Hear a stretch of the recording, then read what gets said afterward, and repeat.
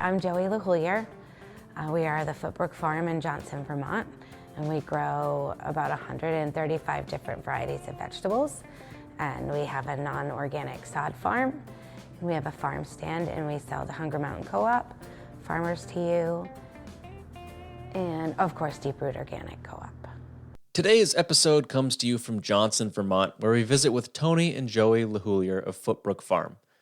They grow sod and 35 acres of vegetables for both wholesale markets and their own farm store. We start off the episode seeing what's growing in one of the greenhouses in early December, take a look in their farm stand, and then we talk about how they cleaned up from the flooding that buried their entire farm. With over 4 feet of water in their barn, they lost crops, equipment, supplies, you name it. It was destroyed or at least severely damaged. Vermont has been hit 3 times over the last 2 seasons with major flooding events, and this is one of the farms that received the blow from each one of these. They're right on a major river and at the foot of nearby mountains, a familiar location for many farmers across our region. I'm your host, Andy Chamberlain, and I take you behind the scenes with growers who share their strategy for achieving the triple bottom line of sustainability. These interviews unravel how they're building their business to balance success across people, profits, and our planet. If this show has impacted you, I'd love to hear it via email or publicly as a review in the podcast app. One of the latest reviews reads, "I've been listening to so many podcasts about farming and I keep turning back to this one. Great show and good questions." Thanks, Michael Lang, for leaving that review for others to consider who are checking out the show. You can write a review right in the podcast app, or there's a new feature enabled right now called Fan Mail. So you can text the podcast right from a link in the description. These come through as anonymous, so if you want to be known or would like me to reply, let me know who you are in the message. Give it a whirl. It's quick, easy, and free, and I'd love to hear from you.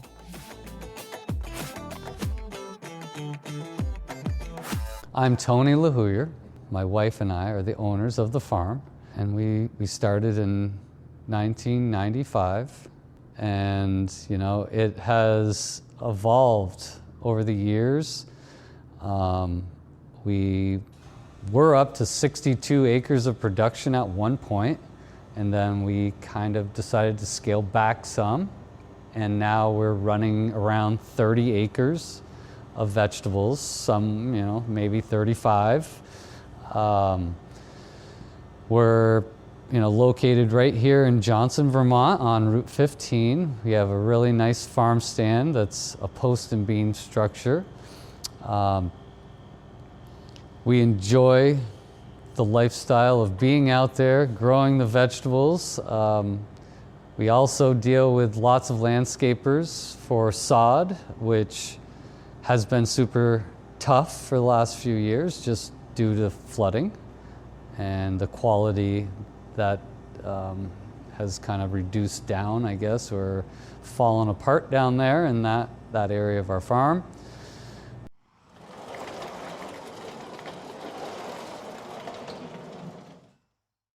So obviously it's the farm stand. This gold house right here has a long-term tenant on the bottom, but then our H2A staff from Jamaica lives upstairs in the summer. That's our house. We own the little yellow house over here too. That is a rental that we've had some long-term tenants in. And then the white farmhouse, Tony's dad still lives in. Oh, wow. He's 80, he's gonna be 87. And he probably could use to live somewhere smaller, but at 87, you don't want to move. Nope. So it's best not to change things too. Exactly. So he's pretty happy. My sister-in-law lives across the street. So it's one big happy family. Yeah. Camille still owns 200 and something acres over there. He was a very smart businessman, and anytime anything came up for sale, he tried to buy it. And Tony's mom, who inspired a lot of the vegetable part of our business, passed away a couple years ago. We miss her a lot. It's gonna be music in here. Okay. Gotta keep the energy up. Yeah. That's probably why he couldn't hear my phone. Yeah.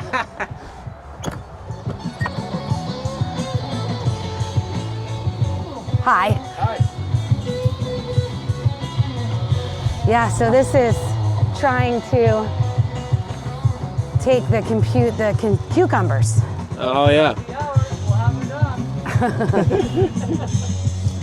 It's so long, man. It's nice and warm in there today. Yeah, at least we're down to 35 foot strings now. Like the first cucumbers were 50. There were 2 strings. It's still lush and warm in here. Yeah, it is. We just picked cherry tomatoes, and there's some eggplant in there we could probably get. It We got smells cherry good tomatoes, in here. more cherry tomatoes, Swiss chard down that side, and it's December. That's nuts. Yeah, and there's some crazy radishes past there. those might not be as good as you want anymore, Yeah. but yeah, we still have some little celery we're gonna have to harvest out tomorrow. Try to keep putting these things to bed, get the water all blown out, because it's, I got those 2 greenhouses over there, have water running right now inside them on the ground, so it won't freeze. So anyway, it's a battle right now, just so you don't have everything blow up. Right. Well, the temps are dropping quickly this week too, so. Yeah, and this weekend we're supposed to be single digits, Yeah. so it's gonna be brutal. I don't know if my watering system can handle single digits. Right. I got like a little box by my cold frame where I have a piece of foam over it. That's not gonna hold out much longer. That eggplant looks amazing. Yeah, it does. Yeah. This is global warming at its finest. Yeah. It's that reflective plastic, I guess, is just keeping the rays to it, huh? Yeah. I mean, you have to wear sunglasses in here in the summertime. Really? You do. It's so bright. But it helps with like the aphids and stuff. Okay. It's a little bit harder for them to find a place to relax. Yeah. You can tell the temperatures are down. You can see the powdery mildews coming in here, and Crazy to see the growth this time of year. yeah, I mean, if we wouldn't have turned the heat down to 60 in these would be all perfect still. Yeah. I mean, having the Orisha system is a huge thing. The what system? It's called Orisha. It's right over here. It's got a sensor down there, but Okay. like this is for the roll up. This is just the box for the roll up. So if I wanted to roll it up, right now it's just on. I only have it set in manual because we had it running in auto. I don't know exactly what happened, but we had like crazy solar flare, and then 2 days later, it decided it wasn't going to behave anymore, and it rolled and tore the piece of plastic that was on there. Because it was frozen? No, it wasn't frozen. It was like in July it happened. So from July on, I was like, oh my God, every edge, because it pushes up. You know how they wind up more on the edge? Uh-huh. So they tore on the edges Went too before far. it gave up, yeah. By the time we saw, I was like, what is it? Why is it way up there? I'm like, oh my God, what is happening? Stop, shut it off. So, but that system will, it uses that sensor that's right over here. You can see it right here. There's one in each one. You see that black cord? I can just pull it out for you. But, it's the temperature and humidity sensor. It uses the greenhouse information, and then it opens, vents, heats, does whatever it needs to keep it in a good growing range. One of the greenhouses, it failed because we had some kind of weird electrical thing, and you could tell the plants were just in terrible shape. But where it didn't fail, it was doing quite well. So, and these would look even better right now if it wasn't, for us turning it down to 60 about 5-6 days ago. Right, right. Because I'm just like, no, we're not letting it do what it should do. Costs too much. We're not getting anything out of it, really. I mean, we sold a few cherry tomatoes this morning. Right. There's, we'll probably by tomorrow we'll pick a few more off just before we give up. But there's literally a few cherries on there. So. Yeah. But we're not gonna be able to get this one gutted today, and then of course we're gonna have to cut all the celery out and we sold a few to Hunger Mountain today, so maybe we'll get lucky and sell the rest of this. Just pray. You never know. Yeah, we'll probably pick it just because. Why not, right? Yeah. Yeah. But it's You can't sell it if you don't pick it, right? That's true. And this is just a different way of doing celery, where you don't grow it to just cut it. Uh-huh. I mean, we're cutting it now because Yeah, it's the just end of the easier. season, But as the season went, we just stripped it. I don't know if you've ever done that down at your place. But no.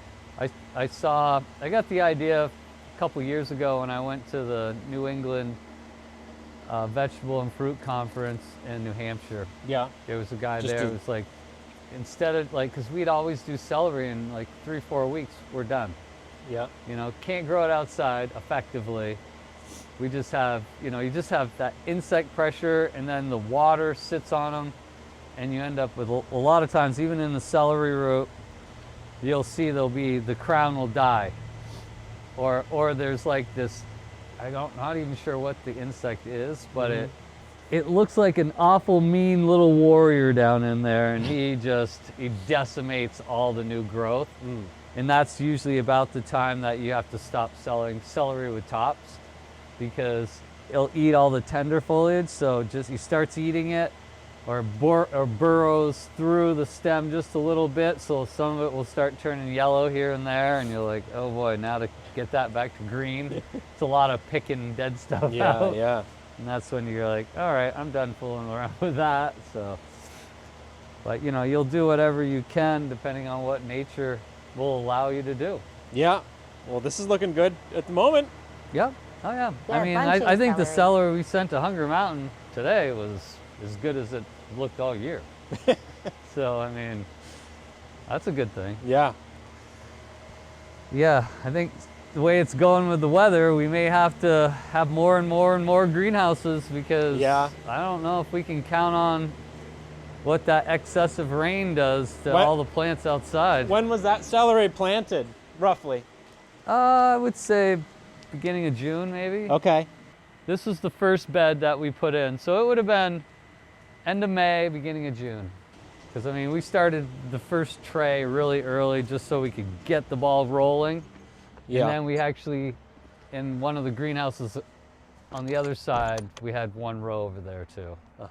But we did get that all picked out. Cool. Yeah. You want to walk over to the barn? We've got our little retail greenhouse over here where we're able to do some plant starts, and we're still kind of rookies at that. We've gotten bigger in the last couple years, but we're still trying to figure out what our market can handle. Yeah. So this year we're gonna do more flowers, and the farm stand is, I don't know if you've taken pictures in there, but that's like, Nope. that's kind of our coolest spot. Like we put probably the most money into this building and time. I mean, it took years to get this building up. So we did a lot of the work ourselves. We cut some of the wood. Nice. We stained it all. We urethaned like all the boards inside. I thought I had ruined some of the wood because I'd left the logs in a pile for like an extra, like maybe 2 years, and they really should have been Yeah. cut and milled right away. Yeah. And when we looked at them, I'm like, oh man, this stuff is probably no good. What are we gonna do with it? My builder was like, oh no, you don't understand. That's what they want it to look like. They want, people want to see old barn board. A little bit of weather and color. And... So you can see how like it's got the knots in it, Oh, yeah. but it also has like, see right there, how's the worm tracks right through it? Yeah, bug holes. and Yeah, stuff. exactly. So Yeah. they're like, oh, that's what makes it look cool. So I'm like, all right, if you guys say so. You're thinking too nice for a farm stand. Yeah, but I mean, it This is took beautiful. forever to urethane and, to Right. do all of that prep work. Like even every board along the walls here, we had them all in the barn. We'd lay them out on like wooden bins. We'd stain them. we would urethane them twice, give them a sand, and bring them over and throw them up. So much square footage it takes up to do it all. Oh, we had literally our barn 100 and something feet long, and the whole thing was just boards, you know. Multiple rounds, round after round after round of it. It took us years.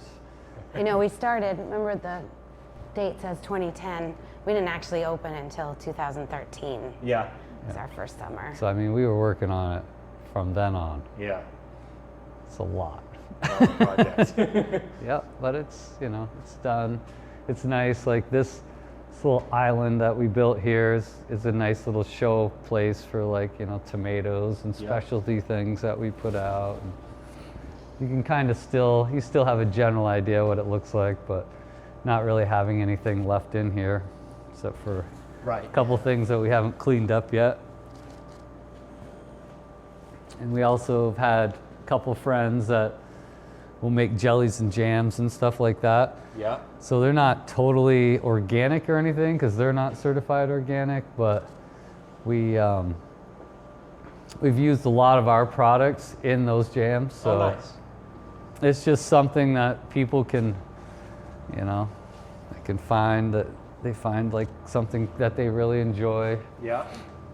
Because they made quite a few different types of products, so it's kind of cool. I look for everything local first.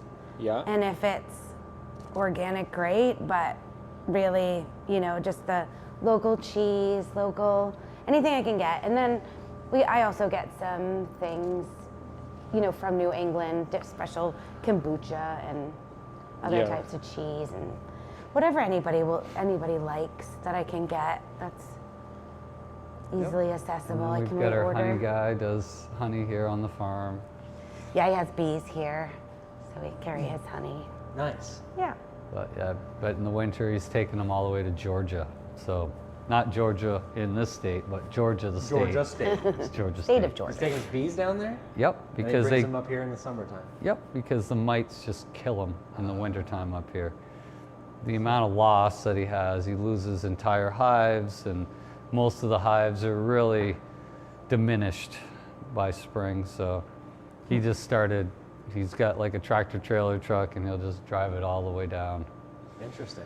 Yeah. And in the spring, there's one year, it's like, I can't get to any of my places, the road's real bad.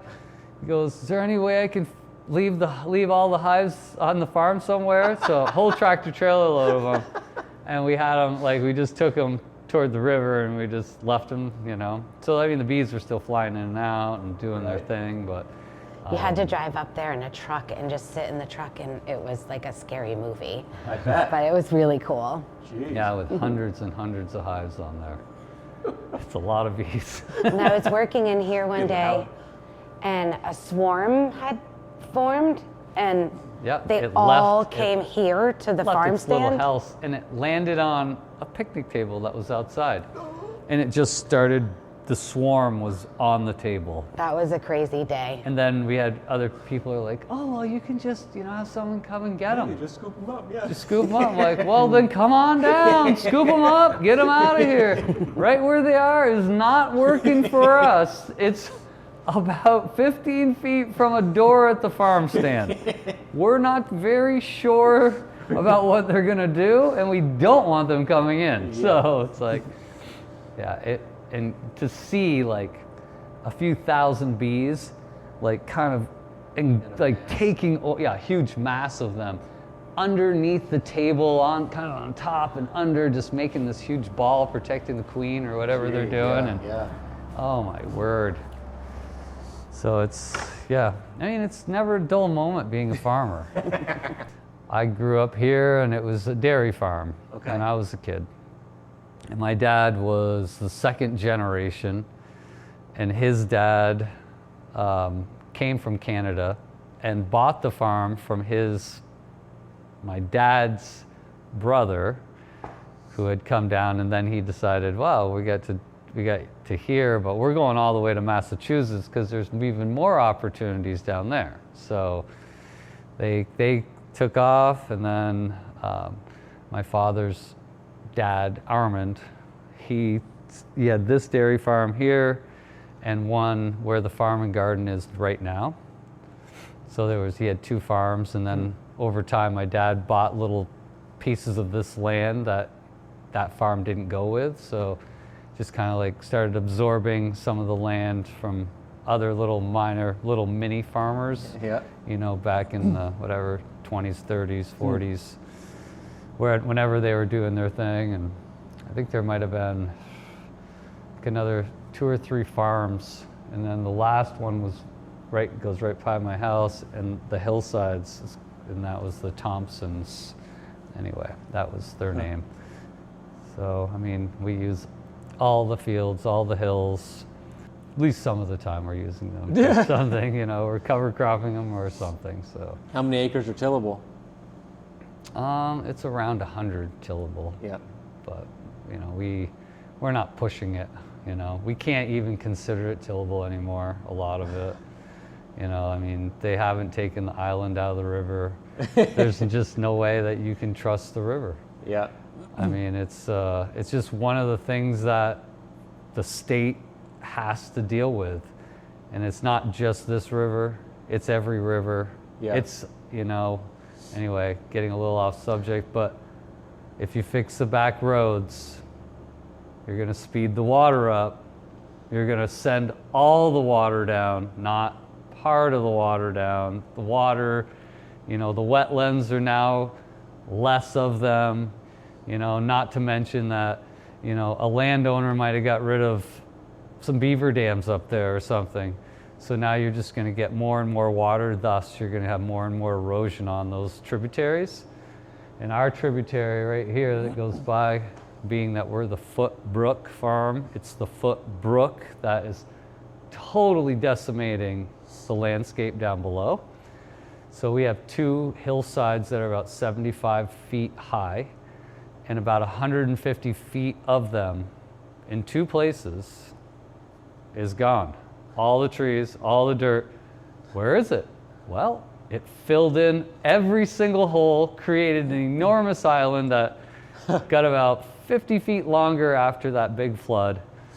I mean, the one thing it did do was, the island was 4 or 5 feet tall before the flood, so obviously water can't go through that. Right. But by the time it was over, half the island was then made, I made the island like 50 feet longer, and it dropped it maybe 2.5 feet or something. So at least there's more room for the water to go through. And so in the last 2 floods, it hasn't been as bad because at least the water's got a place to go, where when you have 75% of the channel that has this 4-foot shelf in it, and it's got trees all the way above the river, above it.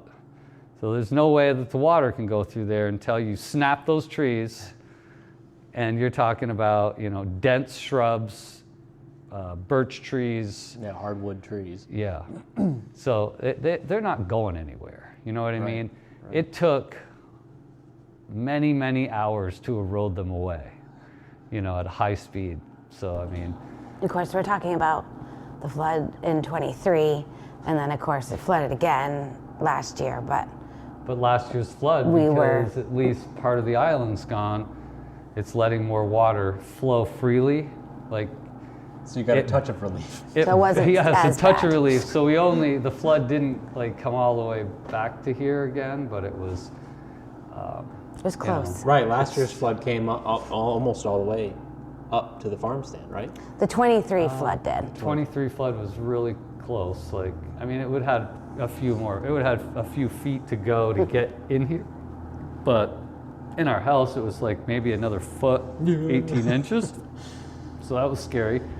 And because the island was there and they dropped the bridge 6 feet, the bridge was now stopping the water. The island was stopping the water. The channel stopped flowing, and the channel came across here so it could fill in the Foote Brook floodplain.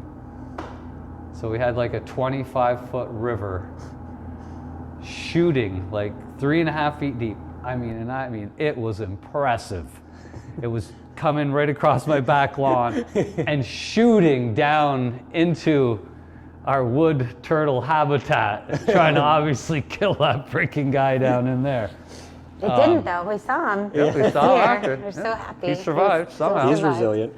Yeah. But yeah, being on the farm is it's always got something going on for sure. Lots of wildlife, lots of all kinds of things going on, you know. So you grew up here? I did. I grew up in the White House right next to the barn over here. Yeah, so you know this land well. You've seen it year after year. Yeah. Yep. And so most of my life it never flooded. Right. You know, this piece of land just didn't flood. It never would get that high. It would come up in the drainage ditch, but that's insignificant, you know. Right. But the last 3 floods have been, it's like, wow. Like even the winter flood, I wasn't sure if it was going in the barn or not. They came And there's really only been close. 2 floods in history to make it into the barn. So you have to have 9 inches of rain to get into the barn, you know, and both those other floods had 9 inches. So when you have that, and you know, and the 23 flood was, you know, must have been. So you had July 23, December 23, and then July 24? Yep. Yeah. Those are the last 3 that you're talking about? Yeah. So the July 24th was the least of a flood. That one was smaller. Yeah. But then the December one, I was sandbagging the barn in the middle of the night because I was like, we didn't oh go my to bed God, that it was time. 10 and a half inches away from coming in. I feel like the December storm came on quick.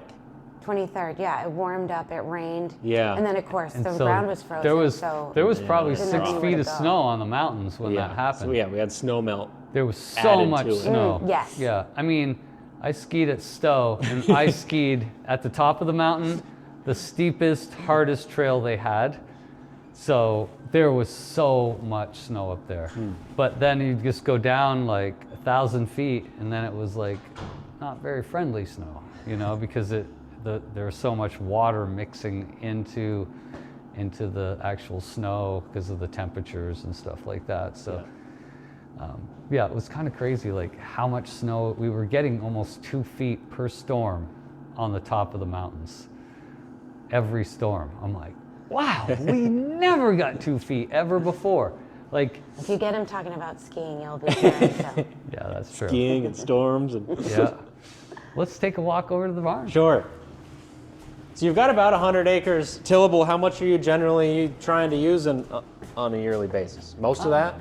No, well, I mean, we're using, I mean, you know, we don't count the roads, and, you know, like when I calculate it for the USDA, Right.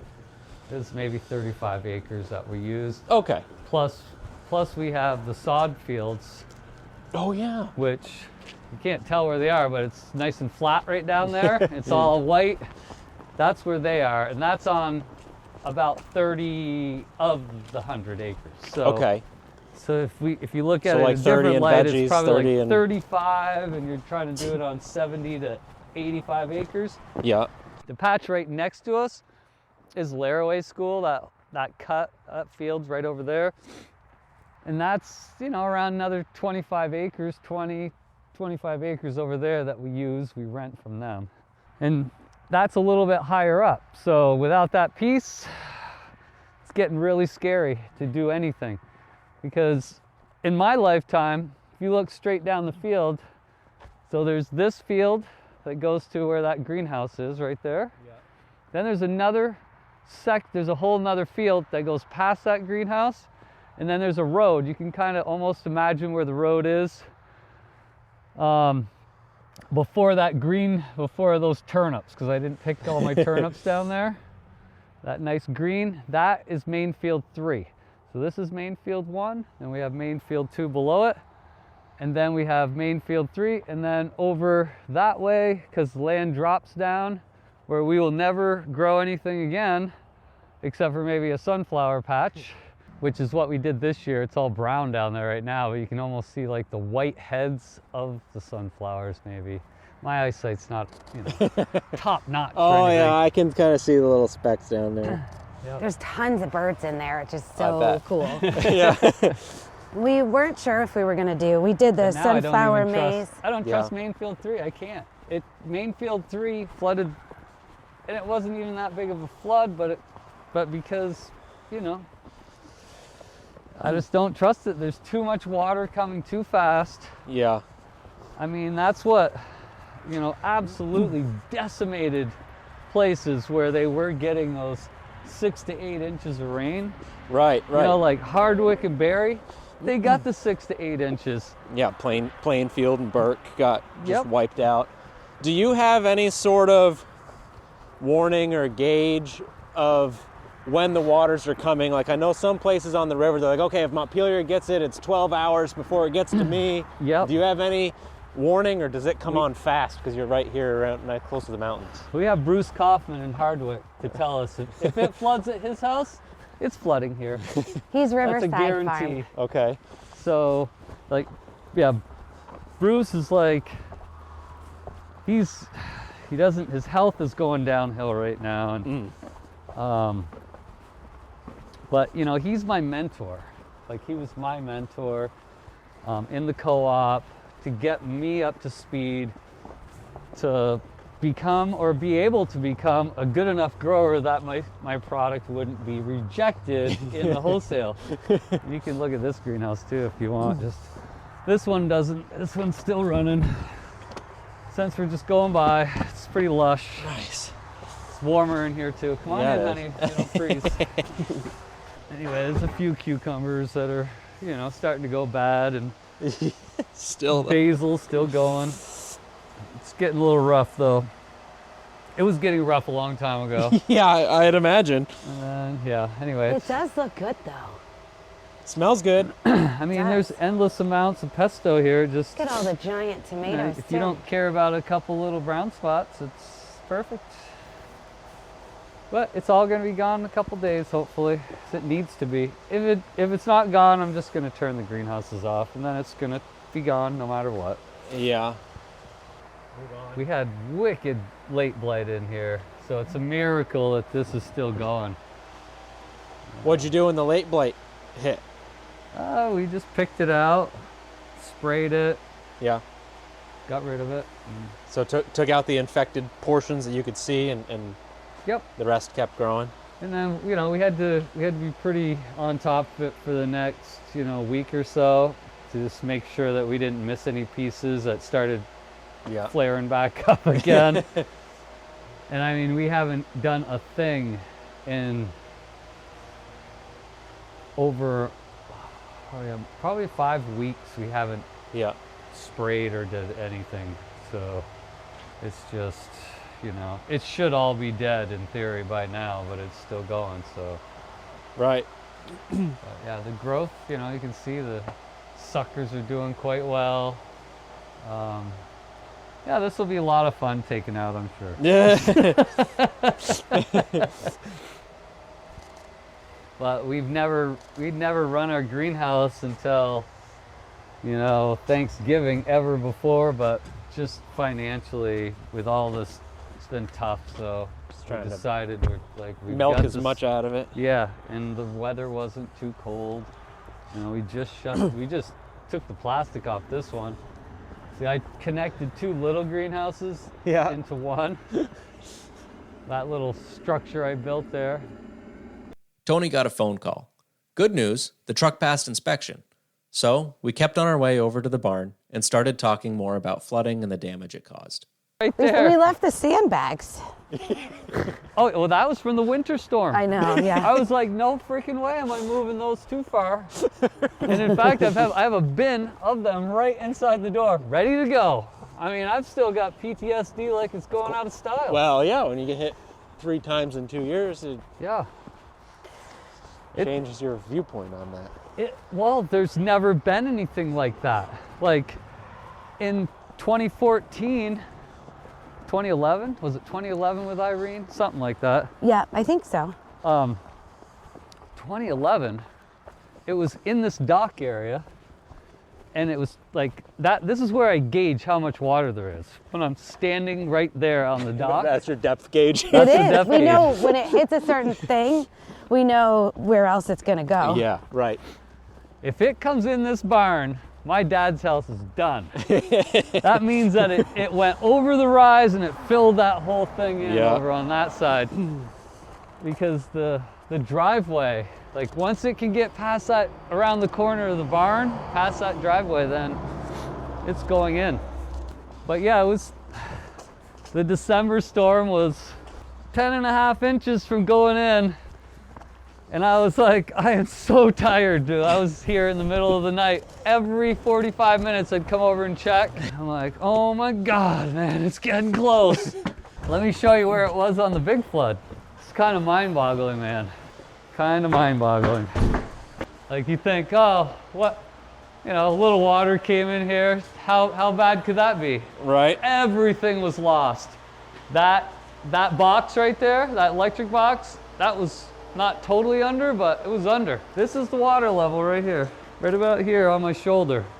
That is some water. I've even got a line in the electric box so you can see it. I'm like, oh my God, all these breakers in the electric box can't be any good. Took them all out, changed the sub panel. I'm like, oh gosh. Those ice machines were flipped upside down and jammed into the corner there. And we're lucky we were able to like just change the computer and stuff in those, because if not, Pressure wash them, replace the electronics, and hope for the best. We did that with it took like me so many it took me things. a full day just to clean one of those. One whole day. And the next day I came back and I looked in the box and I was like, I didn't do anything yet. It's still just smeared on there. Then I had to get in and just scrub it clean, like out of the, off the stainless, which is on the inside. So, Yeah. wow, what a battle. I mean, we literally had nothing. Like that heater was destroyed. It was a 350,000. We had to buy a new heater, and see, I put concrete under it to hopefully get it high enough this time, but it's not gonna be high enough. It's not under that water line. No, it's not. Like if that happens again, but once again, if the state starts to realize what they've done, because they've done this to us, and that's just the way it is. You lost a lot in the flood. I'm just trying for the listeners, like how much of your growing space, plus barns, plus your dad's house, like what all did you lose? Like We lost every material, every vegetable, every box, every fertilizer, except for 3 pallets. We had 3 pallets of fertilizer that I had, because when you buy 22 pallets, because that's how you have to buy your fertilizer, you have to buy a whole tractor trailer load. I got it the week before. We probably put 1 pallet out on the field, or somewhere in that range, because it mattered at that point. Yeah, I mean, we needed it, and we were about ready to use a lot more because we had our potatoes in, and we just hadn't had time to get to it yet. But I had 3 pallets stacked on top of another pallet. If it wasn't for that, I would have had no fertilizer to try to continue farming after the flood. And then I was really fortunate because Dwayne at Crayers allowed me, he got me some fertilizer when I had literally not a pot to piss in, as they say, which it's just one of those things where if you would have come in here, you couldn't walk in here. There was no way to walk in here. Everything had floated to a new place. So every single cardboard box, imagine how that looked. Yeah, right. It's just I just found a bundle of them last week right out by the drainage ditch. So a 15 block of half bushels had floated out the door. Every which direction. And it got stuck in the weeds over there by the...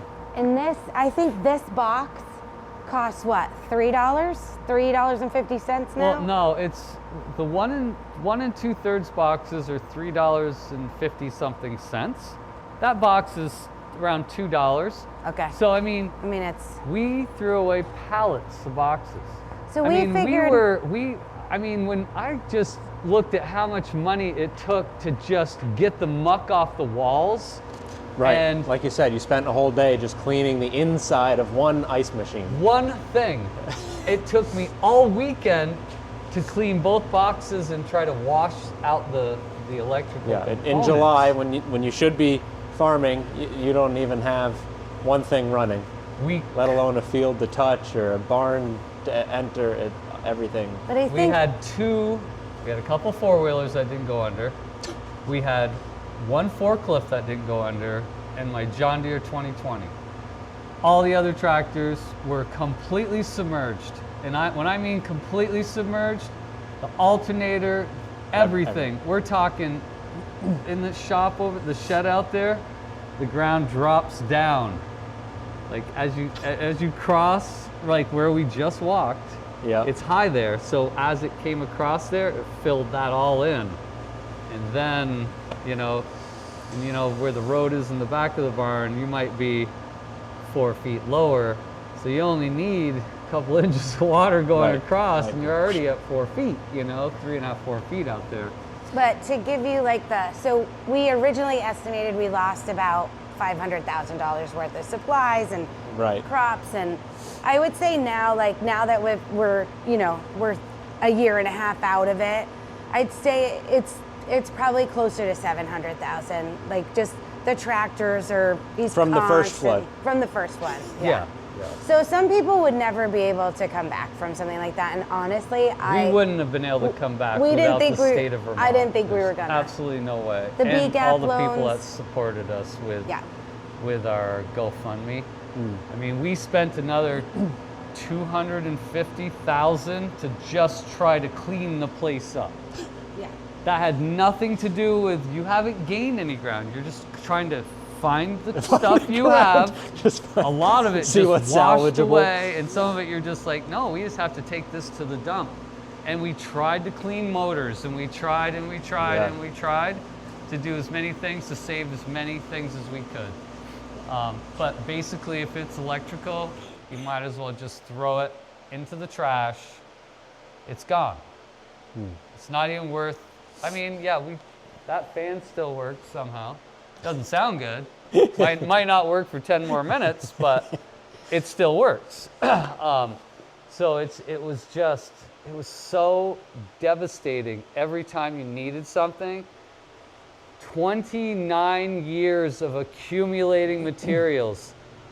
Every time I'd ordered Investing too much in potassium materials. sulfate, I've got some for next year. Right. I've got this pallet of Sopomag over here. You've built pallet up of this. inventory. Yep. Yep. And so, I had every micronutrient in here. I had soluble forms. I had granular forms. I had nothing. One bag is like $200 of some of that stuff. One bag. And we had hundreds and hundreds of bags in here. And all last winter was, if I thought we could get it back to granular, then we dumped it on the floor out there. We ran fans, and every day or two we would shovel it to try to dry it out. So that was all winter, that whole area in the back. And all we saved was sulfur, potassium sulfate, and gypsum. Those are only 3 products that we were able to save. Sopomag turns into a rock. And like Vern Grubinger was like, yeah, you need to find someone who has a pulverizer. I'm like, where would I find one? Because no one's even heard of that. You'd have to be a corporation that's grinding rock. Right.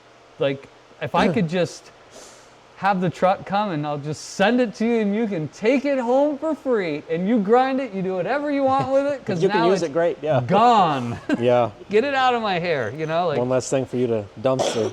Well, I mean, that's what I was kind of saying to him. Like, I can't put that stuff outside. It's just like toxic waste. Yeah. You can't have like zinc sulfate just sitting in a pile outside and expect anything good to ever happen near there again.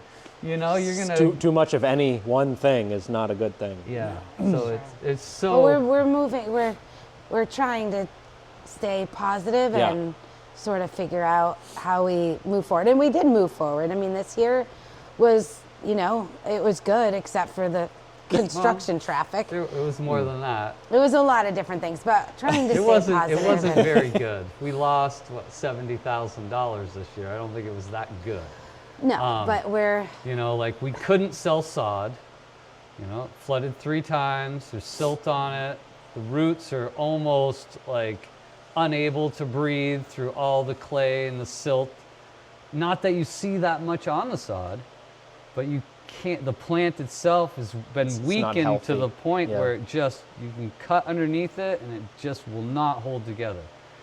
Where it was holding together before that flood, and then the number of chemicals that we had to use. I mean, we probably lost at least another $5,000 just in sod, and we did pick some, but between trying to get it clean enough for the customer, which meant sometimes hand weeding, and we had to hand weed the whole beginning of the season. We still had large grasses like foxtail and stuff like that had taken over in there.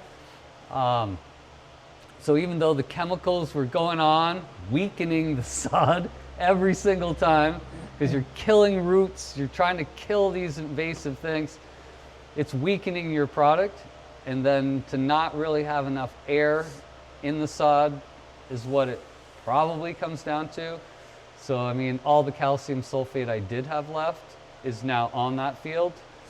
And I would say that I need to buy a few more tons by spring and put more on. As soon as I can get back out there, go out, put another 150 to 200 pounds to the acre, and hope that I can finally get that soil structure to break apart enough so that my sod will be thick enough and strong enough to finally actually sell it. Because when I'm talking to people on the phone, I just can't be like, yeah, get 10 more pallets.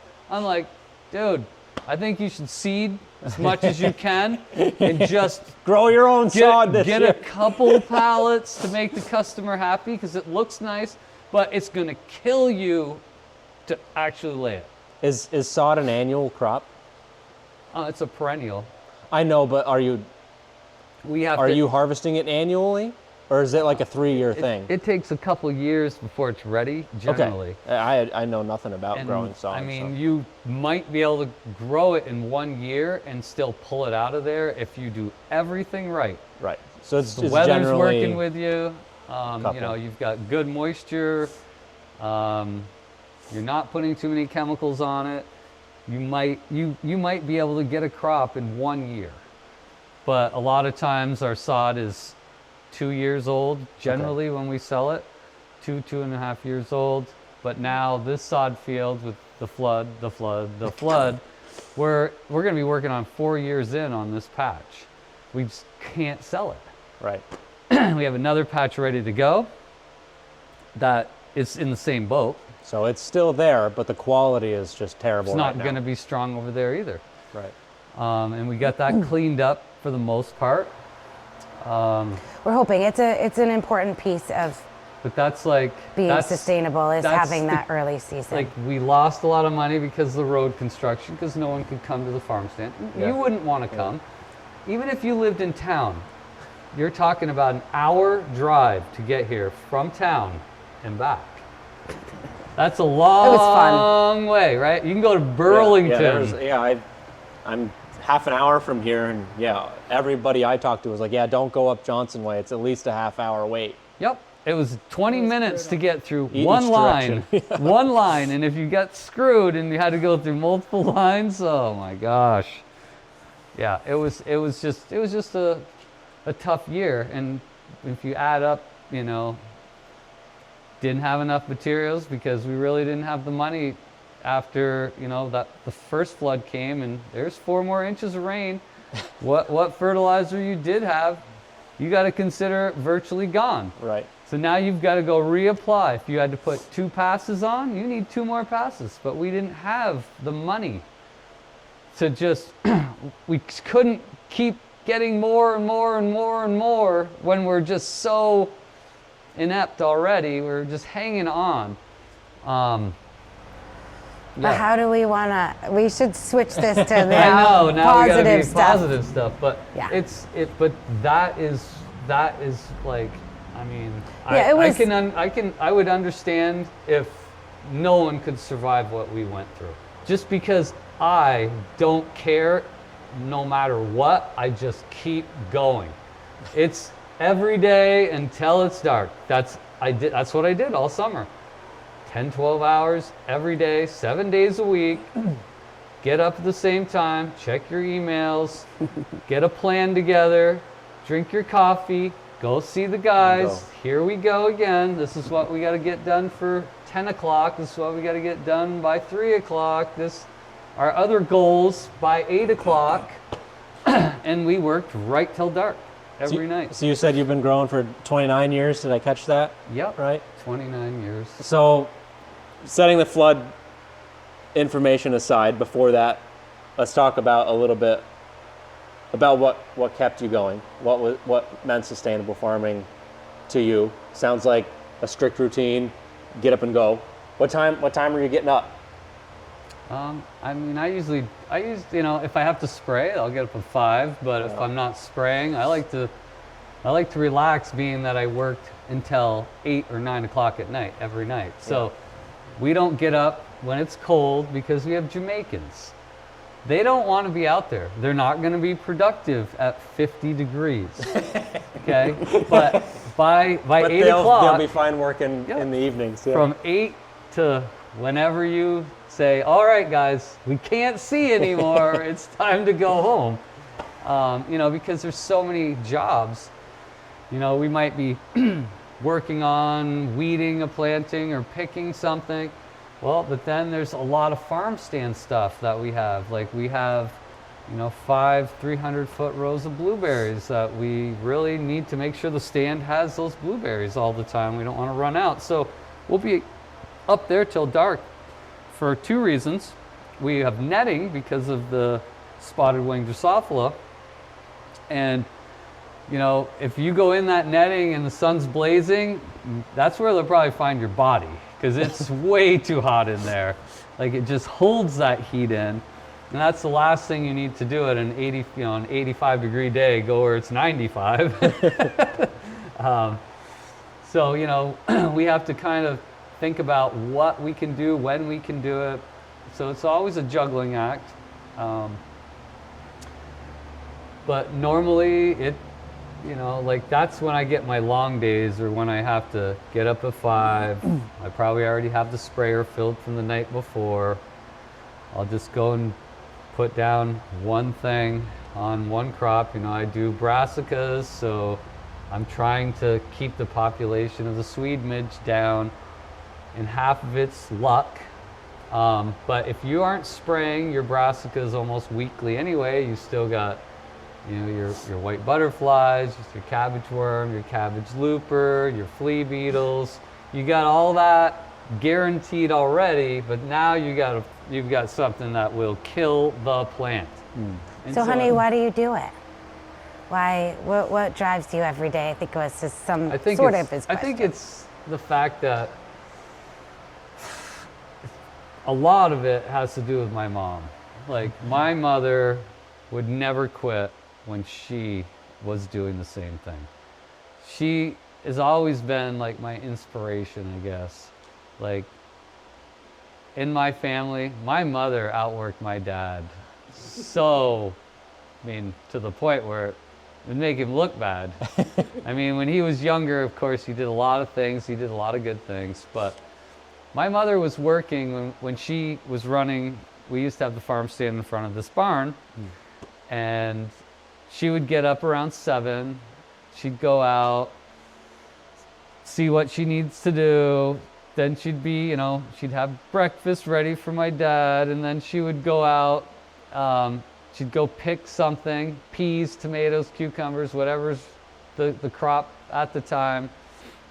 And then get her farm stand ready, open. And then she would be at the farm stand most of the day. on and off. And once in a while, she'd get like my grandmother or the neighbor to watch the stand while she went and picked more stuff. And next thing you know, it's 6 o'clock at night. We're shutting the stand down, making dinner. She's making dinner. She took care of us like, you know, she was an amazing mom. But then she would do her book work until midnight. Jeez. So that was every day. That's 7 days a week. Finally, she decided, I'm done doing Sundays, is what she said. I said, all right, well, we'll take over your farm stand on Sundays.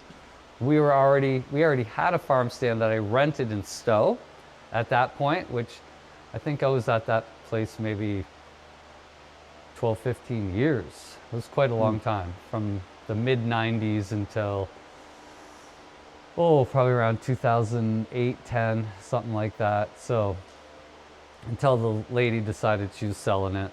And they Growing your developed- family's veggies, or were you doing your own thing separate from your mom? Oh, I was from 95 on. I had my own farm. I was started selling to Deep Root Cooperative. Did a couple farmers markets. Sold to a few restaurants.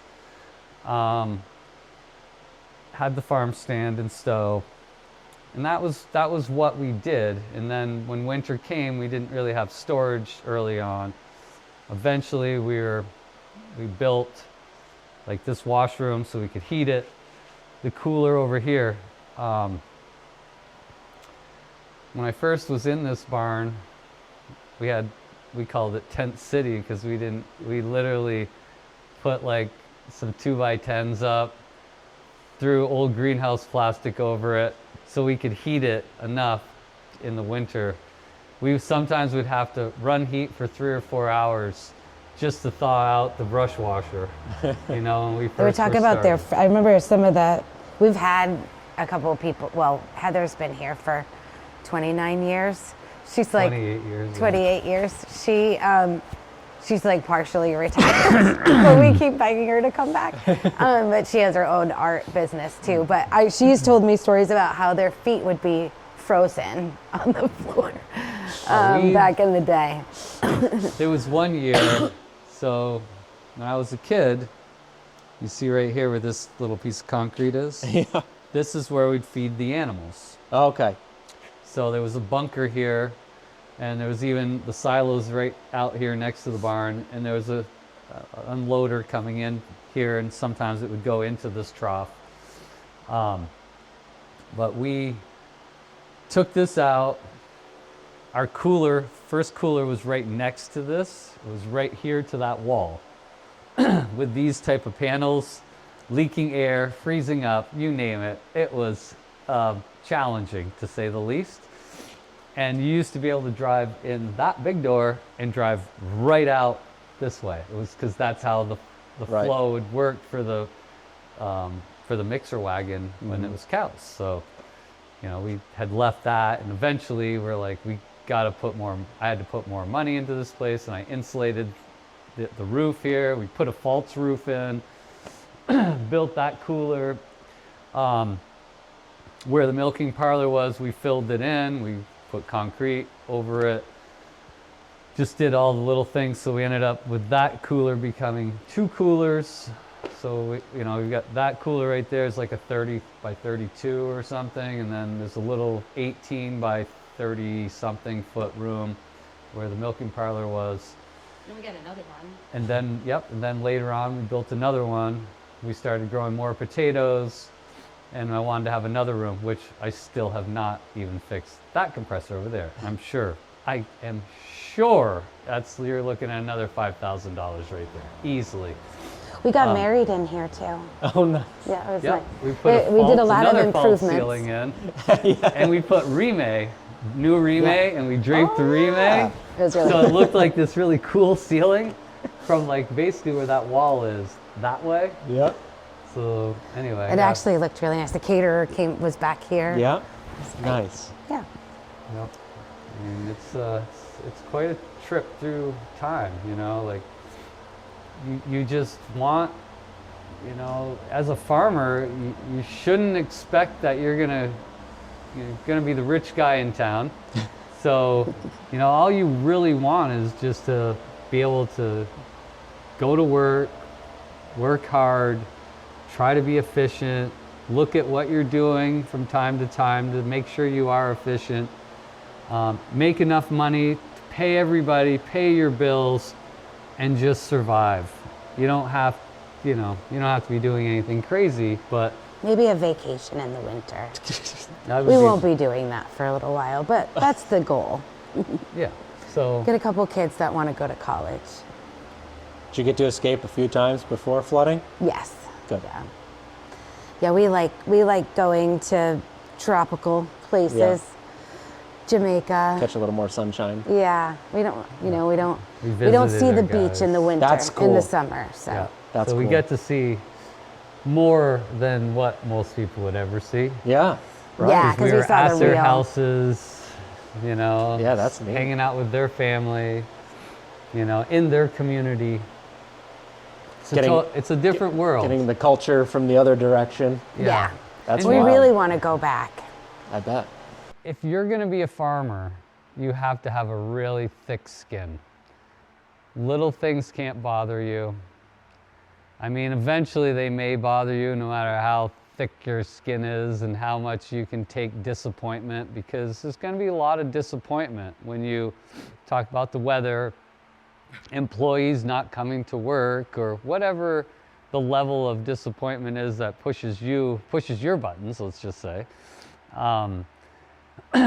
Where, you know, we had got to the point where the H2A workers, you know, we all like hanging out. It's fun. We get more work done with a few people than we could have ever done with the folks that lived around here. We had one summer we had 50 people come and try it out. And, like, we cycled through 50 Holy cow. people, which back then you had I guess There we was were no lucky other that way. people even wanted to try it out. Right. Yeah, we couldn't, and then now we can't even, we couldn't find 50 people if we wanted to. But that was like really hitting the college up. You know, everybody knew we needed workers. You have somebody that needs a job, send them down. It's just that most people don't want to feel uncomfortable. That's a great way to say You're it. not. Yeah. You're in the wrong place, because there's no time that you're going to feel comfortable working an outdoor job. Outdoor job means it's going to rain on you. It's going to get Those too days hot. are few and far between. And Yeah, it's only an hour or two. beautiful Well, out it's and nice. it's 65, well, good for you. This is one of the glory days. But generally you're going to be sweating, because if you're not sweating, you're probably just not getting much done, right? You just start in on whatever project is, you put your head down and you go.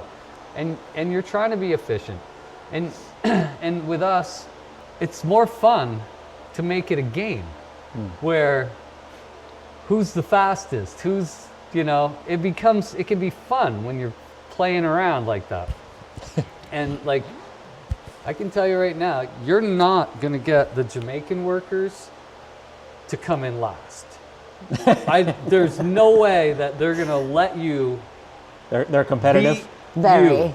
You're not, like, if I beat a couple of them and they know it, they're like, they're not gonna say a word. Like, there was one time that I outpicked them in kale. One time, because it was so cold and they just couldn't do it. And I'm out there, I show up, I It's your go, advantage. we got 10 more to go. I'm like, all right. And it was, they were like, we're dying out here, freezing to death. And I picked like 4 or 5 cases quick. And then I'm like, all right, let's get in the truck, because I can't feel my fingers either. But, you get through the job. When you're around good workers and you're going to have to be goal oriented, you just got to get the order picked, right? It's not, we don't have all day to go pick 10 cases. That's like 10, that should be an hour, Yeah. for a couple people. I think it's safe to say that having the H2A program has made a huge difference in our lives as far as farming, and I don't think we could do it without them anymore. How many of them do you have? 4. 4. How many local crew do you have? So we usually have We have Dave. Dave and Heather, but She's Heather's kind of not- part-time. She's got her. She has a small business on the side. She's been doing it for 28 years or something. So we can't expect. And you know, her body's breaking down. She can't handle Understood. picking up heavy things. We usually and tell her, you know, we really want her more for her management. brain and her management than her physical work. You've learned how to use her strengths and whatnot to your advantage. You're running 30 acres of veg plus sod on a crew of 8 people. Usually we have 14 to 15, not all On full-time, payroll. but 14 or 15 on payroll, because that includes the farm stand. How much of your production do you not trust now? Most of it. Unfortunately, for this farm, we've got the first 2 fields. I hope it doesn't get into the first 2 fields. That's going to be the most valuable stuff is in those fields, because you have to have different soil types for different vegetables. So as you go up on the hills and they become sandier, you can't grow things up there. You know, everybody Not unless asked I'm going to us, take just clay. move it all. Yeah. I It's not that literally simple. am going to have to go down into the heavy part of the fields with the excavator, get a dump wagon or something one of these days and hook it to a tractor and just take the muck, throw it in the wagon, bring it to the upper fields, dump it, spread it. That's what I feel like if I'm going to keep going, I'm going to have to improve the soils and change the soils so that farming can keep continuing, because I don't have enough crops that can grow in a sandy silt and not get damaged. You know, you can't grow root crops up there. It's just not even, every time I do, I just end up with no yield. And it takes a lifetime to really change the soil profile. Yeah. I mean, I was out here taking soil samples right after, I guess, last year's flood, and yeah, you had a bulldozer up there just to push some of the debris and the silt to level it. I had to, well, I had that 50-foot hole, 7 feet deep, where my whole water line was sitting. It just dropped right into the hole. Because once the water got to there, it just eroded it. It allowed the water to speed up by the pipe and just ate right down through. What? So you had everything destroyed except your house and your family, basically. What did you do, or how did you cope, aside from thick skin, to put your foot forward again and just, like, what'd you do to keep going? Just stay positive. Just go, and first thing you come to, just start working on it. Everything's gonna have to be changed. Everything's gonna have to be replaced. I mean, we first began working on the tractors. The first 7 days were changing about 300 gallons of oil out of those. I mean, we literally lost 300 gallons of oil to the river. And then we had to take all the watery oil that was in the tractors out. So the hydraulic, the engine oil, you know, sometimes the radiators had to be flushed and dumped. That was my first concern, was like, if I don't have any tractors left, then I've got nothing. And my cousin Rick, who works on people's heavy equipment, he's got a diesel mechanic degree from maybe Wyoming or something like that. Like, he used to go to school out there. He worked on some of the oil rigs in Texas for a while. So I mean, he's an amazing mechanic, and he got me going in the right direction those first 5 days. And it probably took us 2 months by the time we actually got into here, and we finally got the forklift that sits in here cleaned up and, you know, replaced, like I said, lots of electrical parts. It just, you'll go to start something and it won't start, and then you got to go get your voltage meter and you got to figure out what died. Why doesn't the electricity get over to there anymore? So He's a very goal-oriented person. He just you gets can't up worry every about day and how keeps long going. you're doing something. You just try to get something done. Do you have a good way of strategizing your priorities? Like, did you take an hour and think about, okay, what should I clean up first? Like, focus on the tractors and then the barn, and or did you just throw back your coffee and just get to work? Just pick something. Well, I was lucky because when I walked out the door that morning, it wasn't long before my cousin Rick was there. Okay. And he was like, we've got to do something about these tractors before they're done. Because having that water in there and that rust and corrosion that's going to occur. So we were lucky on a few of them where, only a few drops of water came out for whatever reason. Lots of lists. Yeah. He had lists and lists and I mean, you have to make a list every single week because there's so many things. And I'm the multitasker guy. So if I know there's like 20 things on here and maybe I can knock off 3 or 4 of them today while I got to go to the river and open a couple valves or do do whatever it is. Tighten something that I saw that was loose last time and I didn't have the tool when I went by. You just have to keep picking away at it. After the flood, it was so overwhelming just thinking about how many of these tractors can we get going? What do we do to get there? And without that diesel mechanic here, we probably would have failed there too, but we didn't. So, we got the tractors cleaned up. We changed the oil filters, the hydraulic filters. We changed everything. We then took those tractors and we let them run for like 8 hours. We just let them sit there, just run. Just burn out any moisture. Yep, heat it right up. And if it's still running after 8 hours, well, maybe it'll be okay. But what you found was you hadn't changed the starter and the alternator yet. So it was only a matter of a little while before that corrosion was going to get in there. And by the end of the fall, I had changed all 11 starters, I think almost all the alternators.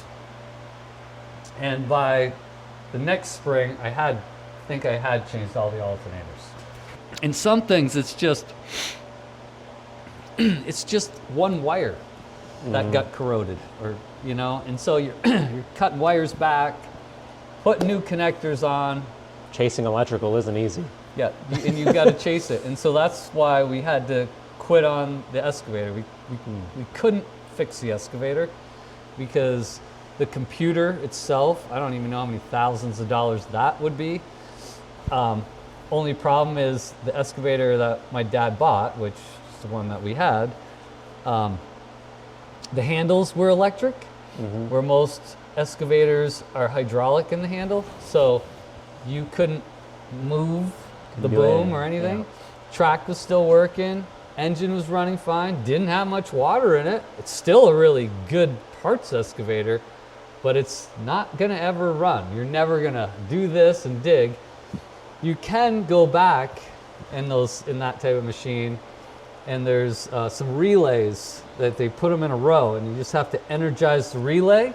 So then the bucket goes up. You're like, hey, that's the bucket. Oh, that's the, whatever, the boom, that's the bucket. So you figure out from those relays what it is. So we're able to move it out of the way for the winter, because at one point we literally dragged it with the dozer right up here because we're like, this thing isn't going to work. There was only a tiny bit of the boom sticking out. And I brought it up from the river thinking, there's no way it's going to flood.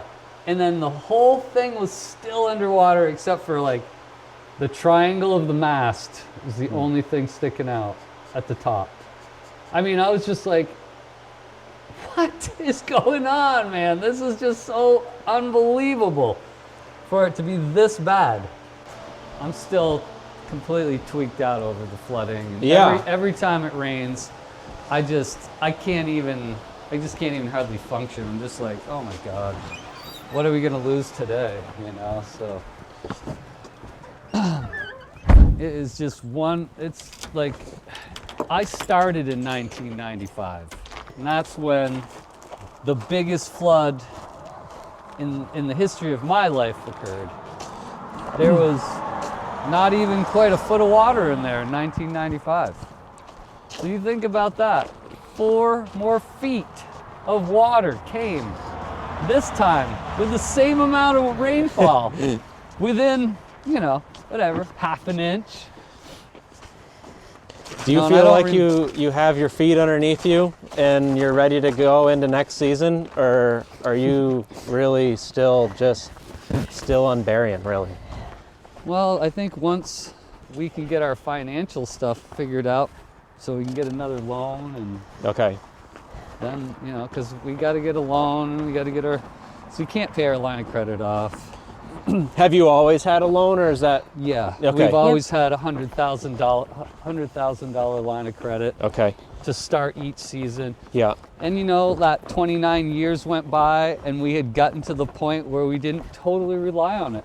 Yeah. But now we're relying on it 110% again. Okay. And like I said last year, we couldn't do it with 100,000. Yeah. Because we were already 30,000 into our line of credit before the season began. Right. Your operating budget's a lot more than that. That's just the very startup. Yeah. Flipping the fertilizer in the barn every day with a fan blowing on it. And so there's fertilizer right there, right by the excavator. Oh yeah. That's just pallets, and we're trying to find uses for it.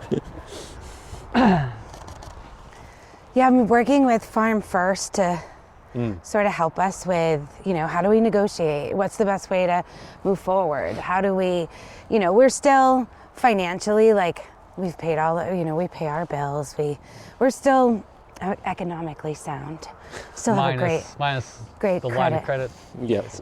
With a great, we have a great credit rating, all that kind of stuff. Yeah. But we need the next 2 or 3 years, 5 years to go well. Yep. No more Fair floods. enough. Yeah. And then, and we'd like to do more agritourism. We started it this year. We'll keep kind of trying to focus on doing that. People want to come on the farm. They want to walk it. And so we want to give them an opportunity to do that safely. Mm-hmm. All of our food, I can't think of all the different things that we have to do now, but our food safety and all of that. So I'm gonna keep trying. Someday I want to get to farm stand and sod. That's it, just the farm stand and just the sod. There are so many challenges to just be a farmer, and for you to have, the first 5 years, you're just running by the seat of your pants. You think you know something, but guess what? You don't know much of anything. You have to go do it. Have you used that spreader before? Do you know for sure it's putting out that much fertilizer? Did the crop grow really well because you did it perfectly, or was there some ups and downs this year? So then you're trying to improve the next year. And and it just that's what you do as a farmer. You have to continuously improve. Yeah. Continuously understand what's going on. You can't do enough soil tests. You can't have enough paperwork done. Because without a record, you will not figure it out. And that's the one good thing about NOFA that I've probably complained about a few times, is the fact that you have a lot of record keeping. Because at least it gives you a record of your failures and your successes. You can say, oh, well, I guess we didn't do that that year. A few more numbers to reflect back on, yeah.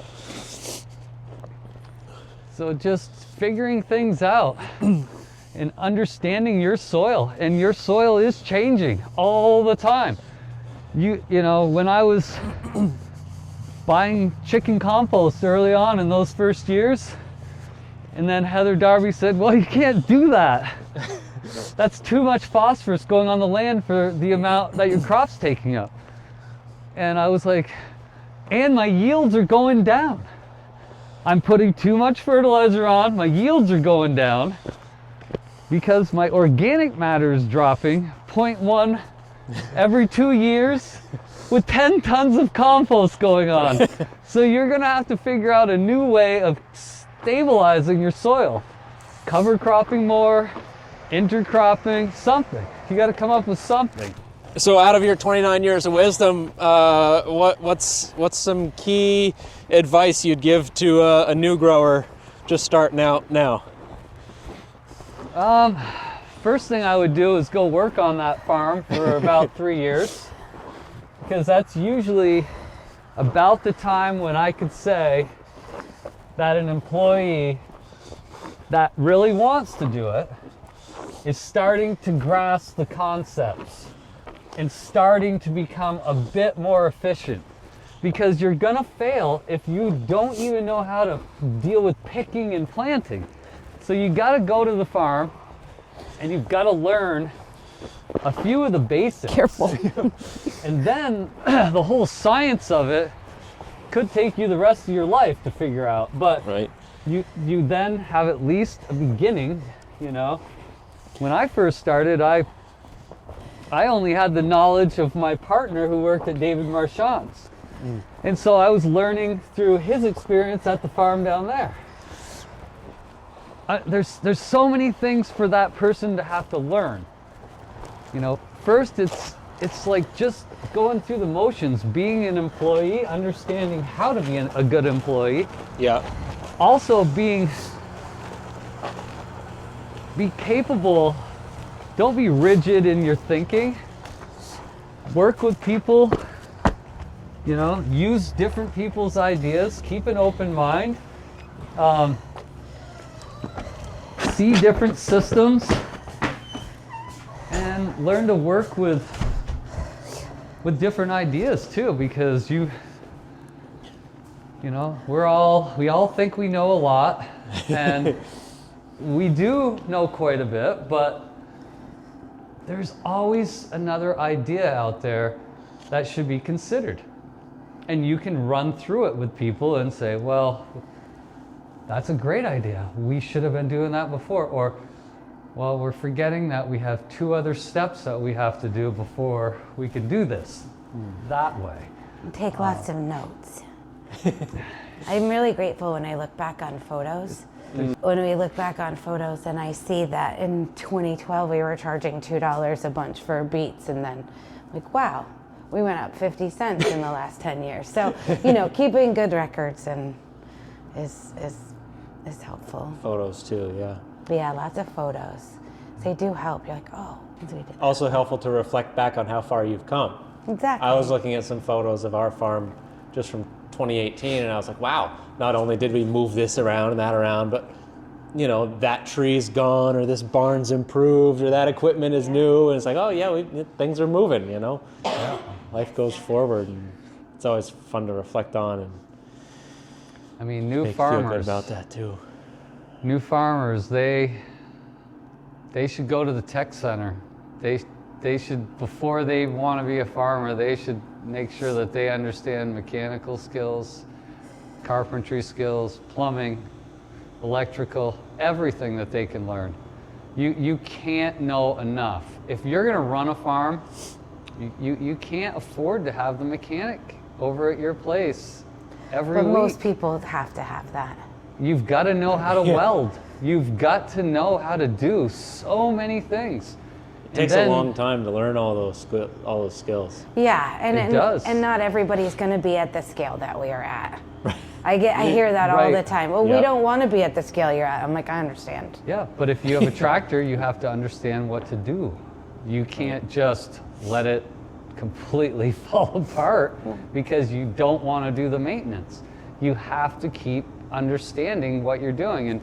And so if you're going to get to a scale where you have tractors or you have greenhouses, as soon as you have a greenhouse, you needed carpentry skills, electrical skills, plumbing skills. You can't put the greenhouse up. Do you know that if you understand triangles, you can probably set the frame up, but if you don't understand triangles and you don't understand how to lay out your greenhouse, you can't even put your greenhouse up. You'll be out there going, wait, why does it look like a parallelogram now that we put this up? Because you didn't get your hypotenuse right or whatever. So there's so many things that you might just take for granted depending on the person. And how many people have gone and put the house foundation in? I had never put a house foundation in, but learned, with help from people that were in carpentry. And, that's how you are able to continuously understand it better and hopefully make the right decision at the right time to be capable of succeeding. Like I'll say a lot of times, they're like, well, I don't know if this is good enough. And I'll just throw out that old saying, well, can't see it from my house. Doesn't, and if it doesn't really matter, it doesn't really matter. We don't care if you put some paint onto the red paint. The white paint's on the red paint. We could care less. At least there's paint up there, okay? Like, it's a greenhouse or an old barn, it doesn't matter. If it's your farm stand, you'll take the time to stain the edges of every board. But yeah, but there's just things that make sense and don't make sense, and there's so much to teach a person that I'm kind of scared that someone has to learn all this to just succeed in farming. No, we're glad that we're still able to do it, and we're looking forward to making some adjustments so we can continue on. What are some of the pivots or changes that you might be considering now? I mean, those are a lot of the things that I think about are how do I make sure my equipment continues working and and my materials don't get ruined, and because that's where I lost 29 years of my life right there. All that extra work for all those hundreds and hundreds of dollars per bag on some of these things that, you can say, we could look at it and say, well, we don't have anything, but then if we went into the barn and I had 8 pallets, even half pallets of fertilizer in there, you're like, what? This all costs quite a bit of money, It's not like you don't have anything. So we're pivoting. So we do want to do more agritourism. We want to do more, I'd love to do pick your own flowers, like in this field that's in between here and there. And we're going to do the sunflower field again.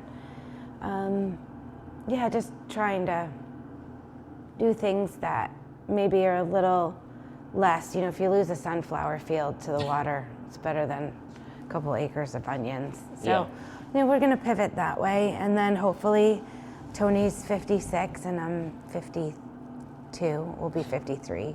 So, want to spend the next few years just trying to figure out how to, get more towards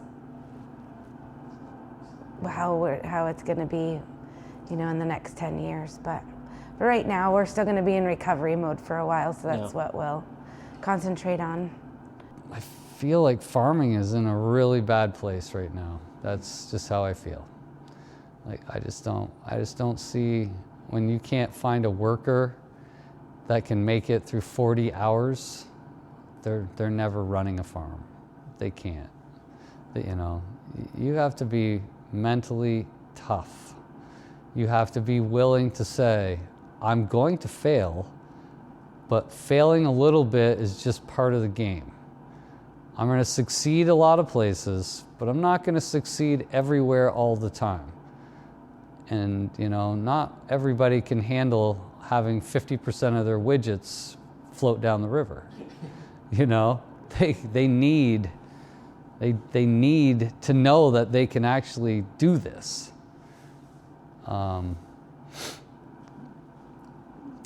Anyway, I'm not going to quit.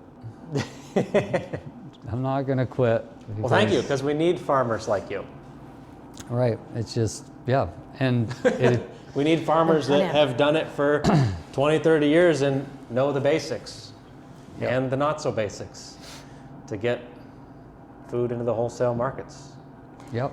And he's mentored, a bunch of them that are doing great. So Angus and Holly, Angus started at, what farm did he start Bill at? Cleland's. Yeah, Bill Cleland's. But then he was here with us for 10 years before he went off and started on his own. And those guys are great, and they're doing a great job. And so that's something to be really proud of. And Kagan and Elise. Because they've bought another piece of land that we helped We told the owner that we loved Kagan and Elise and that they would be great stewards of the land. And this lady lost her partner and they needed to sell it. And I was like, well, you're selling it to people that are gonna work as hard as any person could possibly work. They're not gonna give up. They're really athletic people. They're smart. They're gonna make it. If anybody can make it, they're gonna make it. Yeah, so they're, so you've done a great job at teaching those guys, and they're both doing great. So there's hope. There's definitely hope for the next generation of farmers. Well, we appreciate you doing all this work to help farmers. I mean, there's no question that farmers are feeling some stress. So it's a beautiful thing to do to get more of the word out. Like, this stuff doesn't just jump into the box by itself. There's so much work. The pricing changes due to the fact that labor costs are constantly going up, if you can find labor at all. And that was the Farmer's Share. I hope you enjoyed this episode hearing from Tony and Joey LaHoulier of Foote Brook Farm. The Farmer's Share is supported by a grant offered by the USDA Specialty Crop Block Program from the Vermont Agency of Agriculture, Food, and Markets. This funding helps to cover some of my time and travel in order to produce this podcast until March of 2026. The USDA Agricultural Marketing Service supports projects that address the needs of U.S. specialty crop growers and strengthens local and regional food systems. I have no doubt that this podcast will meet those needs and help educate growers to support the industry. If you enjoy this show and want to help support its programming, you can make a one-time or reoccurring donation on our website by visiting thefarmershare.com/support. This show is also supported by the Ag Engineering Program of the University of Vermont Extension. We also receive funding from the Vermont Vegetable and Berry Growers Association. The VVBGA is a nonprofit organization funded in 1976 to promote the economic, environmental, and social sustainability of vegetable and berry farming in Vermont. Their membership includes over 400 farms across Vermont and beyond, as well as about 50 businesses and organizations that provide products and services of all types to their members. Benefits to members include access to the VVBGA listserv, to buy, sell plants and equipment, share farming information, and tap the vast experience of our growers. Access the community accreditation for produce safety, also known as CAPS. This program is designed for growers, by growers, to help you easily meet market and regulatory food safety expectations. You can access the VVBGA's soil health platform, where you can organize all the soil tests and create and store your soil amendment plans and records. Access to webinars for growers in the VVBGA annual meeting, an email subscription to the Vermont Vegetable and Berry newsletter, camaraderie, enhanced communication, and fellowship among commercial growers. Memberships are on a per farm, per calendar year basis, and annual dues this year are $80. These funds pay for the organization's operating costs and support educational programs and research projects. These funds also support projects that address grower needs around ag engineering, high tunnel production, pest management, pollinators, produce safety, and soil health. Become a member today to be a part of and further support the veg and berry industry. You can visit thefarmershare.com to listen to previous interviews or see photos, videos, or links discussed from the conversation. If you don't want to miss the next episode, enter your email address on our website and you'll get a note in your inbox when the next one comes out. The Farmer's Share has a YouTube channel with videos from several of the farm visits. We're also on Instagram, and that's where you can be reminded about the latest episode or see photos from the visit. Lastly, if you're enjoying the show, I'd love it if you could write a review. In Apple Podcasts, just click on the show, scroll down to the bottom, and there you can leave 5 stars and a comment to help encourage new listeners to tune in. I'd also encourage you to share this episode with other grower friends or crew who you think would be inspiring for them. Thanks for listening.